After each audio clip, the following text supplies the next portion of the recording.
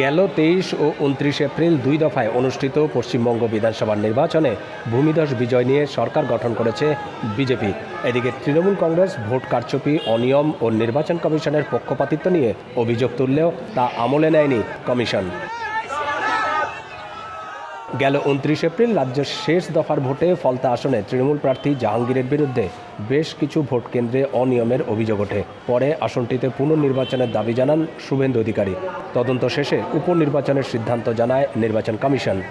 আমি চাইব ফলতা শান্তিতে থাকুক, সুস্থ থাকুক, ভালো থাকুক এবং ফলতায় আরও বেশি বেশি উন্নয়ন হোক। তাই সোনার ফলতা হোক, এটাই আমার স্বপ্ন ছিল।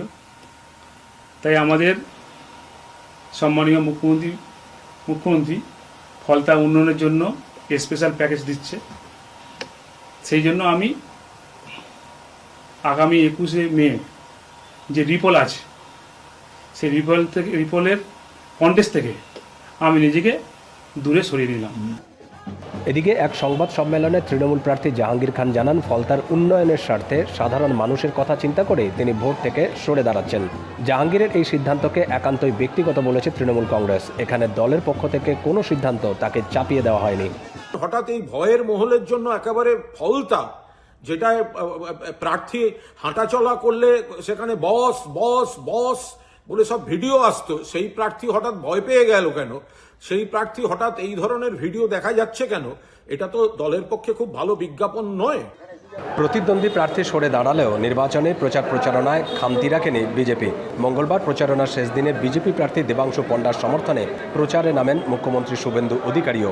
রোড শোতে অংশ নিয়ে মুখ্যমন্ত্রী অভিষেক বন্দ্যোপাধ্যায়ের সমালোচনা করেন। আমি নির্বাচনে লড়ছি না, আপনাদের শুধু বলবো এটা তৃণমূলের কৌশল, যাতে আপনারা ভাবেন যে জিতে তো গেছি, আমি ভোটটা না দিলেও চলবে।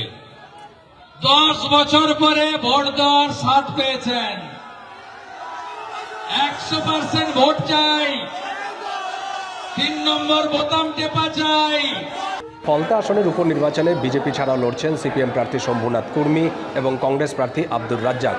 এছাড়াও একাধিক স্বতন্ত্র দলের প্রার্থীরাও রয়েছেন। এদিকে ভোট গ্রহণকে কেন্দ্র করে কড়া নিরাপত্তা ব্যবস্থা নেওয়া হয়েছে। মোতায়েন করা হয়েছে কয়েক হাজার কেন্দ্রীয় বাহিনীর সদস্য। এছাড়াও থাকছে কুইক রেসপন্স টিম, ওয়েবকাস্টিং ব্যবস্থা। এই আসনটিতে মোট ভোটার 23 লাখেরও বেশি। দীপক দেবনাথ, এখন কলকাতা। ভিটামিন ই ও সি সিরাম 8টি প্রাকৃতিক অয়েল সমৃদ্ধ লিলি সিরাম অয়েল, যা চুল পড়া কমায় মাত্র 30 দিনে।